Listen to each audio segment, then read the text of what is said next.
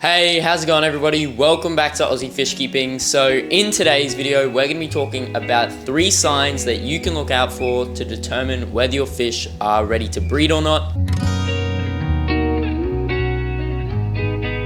So these 3 things I'm always looking out for in my fish room. Obviously, if you've got a fish room like mine where you're constantly trying to breed fish for a profit, you're always going to be looking out for the best time to breed your fish, if your fish are ready to breed or not. And these 3 indicators will always let me know if my fish are ready to breed and how ready they are to breed. So yeah, we're going to be going over the 3 main things I look out for to determine whether my fish are ready to breed or not. Obviously, there's a whole array of other things you can look out for, but these are my personal top 3 that I'm always looking for in my aquarium fish. So with that said, let's just jump straight into today's video with our first breeding indicator. Alrighty, so as for the first indicator or sign I'm always looking out for to tell if my fish are ready to breed, I'm looking to see if the females are starting to bulk up a little bit. Now obviously the reason you want to see if your females are bulking up is to see if they've actually got eggs in them. So you can see I've got this paradise fish right here, this female. She's in here by herself. I'm just conditioning her at the moment, and she's starting to get really quite thick. So this one may seem very obvious, but it's definitely something you want to check, and it's definitely a great indicator to tell if your fish are ready to breed.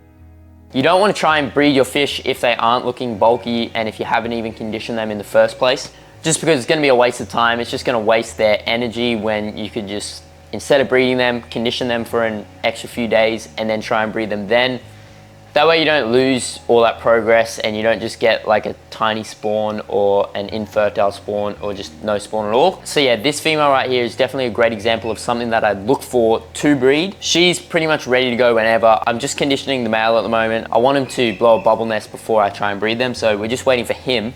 She's completely ready to go. She has bred before, and there's actually still a few little fry just swimming around in this aquarium. I just can't really be bothered getting them out, to be honest. I'm sure she's been eating quite a few of those, and those have been helping her condition as well. So I've also got quite a few cherry barbs. Well, not quite a few. I think I've only got a trio left. I've got a trio of cherry barbs that I'm going to be breeding soon, and I'm just waiting for the females to fatten up just that little bit more. So all those sorts of egg scattering fish are a great example of this. You never want to try and breed them if the females aren't looking nice and plump. It's just going to be a complete waste of time. You're going to get like 10 eggs, or you're just going to get no spawn at all. Ideally, you want them to be as plump as possible. You don't want to over condition them, so feed them too much to where they get bloated. That can lead to all sorts of health issues. So yeah, it may sound super obvious, but it's definitely something I'm always checking as an indicator to tell if my aquarium fish are ready to breed. And if my females aren't looking plump or not bulky enough for my liking, I usually just don't even try and breed them. So yeah, with that said, let's just jump straight into our second breeding indicator. Alright, so as for the second sign I'm always looking for to tell if my fish are ready to breed or not, it's a change in color. So pretty much every single type of aquarium fish will change in color when they're getting ready to breed, particularly the males. So there's quite a few types of aquarium fish that will completely change color into breeding colors. And those ones, obviously, when they're in the breeding colors, they're ready to breed. But then pretty much every other sort of aquarium fish, when they're ready to breed, they'll just have brighter colors. So lots of your barbs, tetras, things like that, they'll always have brighter colors when they're ready to breed. I breed a lot of cherry barbs in my fish room, and usually whenever the males get a super dark red color, that's when I know they're ready to breed, so that's when I'll try and spawn them. So obviously your male aquarium fish are going to do this to try and attract the females and make them want to spawn with the males. So a good example of this is rainbow fish. Obviously if you keep rainbow fish, you'll know usually in the morning time is when they spawn, and that's when they'll put on their best colors. During the morning, usually your male rainbow fish will have these beautiful bright colors, and then as the day goes on, they'll sort of fade out. But also a lot of your dwarf cichlids, like the golden-eye cichlids that I keep, when they're ready to spawn, the males will just put on the most stunning colors. So I've got a golden-eye at the moment, a male, that's absolutely ready to go. The only problem is I don't have a female, but he's just got some of the most beautiful colors. He literally looks exactly like an electric blue Acara, just the size of a ram cichlid. And yeah, those colors have only really come on in the past 2 weeks. It's getting a lot warmer here in Australia at the moment, and in my garage it gets super warm.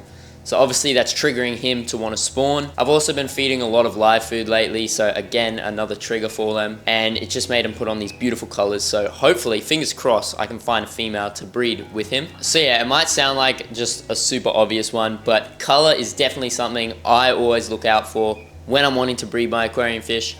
If you've got an aquarium fish that you're wanting to breed and they're just not colored up, it's probably because they're not ready to breed. Either they just don't have the energy to breed, or they're not sexually mature to be able to breed. And if you just try and breed an aquarium fish that's not ready to breed, it's just obviously not going to work. Not only is it not going to work, but it can stress the aquarium fish out. And if they already don't have enough energy because they're sick or they're not eating enough, there's a number of reasons why they might not have enough energy. And if you just try and breed them, that's going to wear them out even more, make them even more lethargic, and make them even more susceptible to disease. So yeah, it's always important to make sure your fish are colored up or are in their breeding colors before you try and breed them. Most of the time, that's not an issue. Most aquarium fish are just ready to go all the time. But with that said, as for the second sign I'm always looking for before I breed my aquarium fish, it's a change in color.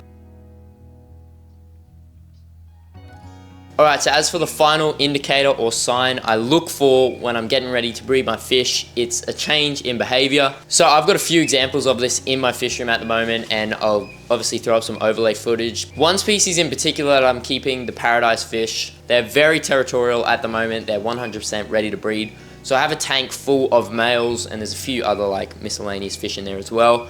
And there's one male in particular, this big dominant male, who has sort of built up his own territory. He has a bubble nest, I believe, and he's just being very territorial, sort of shooing all the fish away. And that's one very typical behavior you'll get with lots of gouramis, dwarf cichlids, those sorts of aquarium fish that sort of build out a territory and spawn in that territory. So that's a great behavior to look out for if you're wanting to breed those fish. I've also got the golden-eye cichlids too, which there's a male in there, another dominant male, that's also become very aggressive and territorial in the past 2 weeks or so. So not only can they display these territorial or aggressive behaviors, but if you notice your fish are shy and hiding away, that can mean that they're getting ready to spawn. And yeah, there's a whole array of other behaviors that they can display as well. Those are the three indicators I always look for. If they're all three are lining up together, so there's been a change in behavior, the females are getting fatter, and there's been a change in color, usually that lets me know 100% my fish are ready to breed, and that's usually when I'll breed them. And that has definitely helped me hugely in my breeding success. But yeah, with that said, that is going to bring us to the end of today's video. So I hope you all enjoyed, and I hope this video helps you guys out.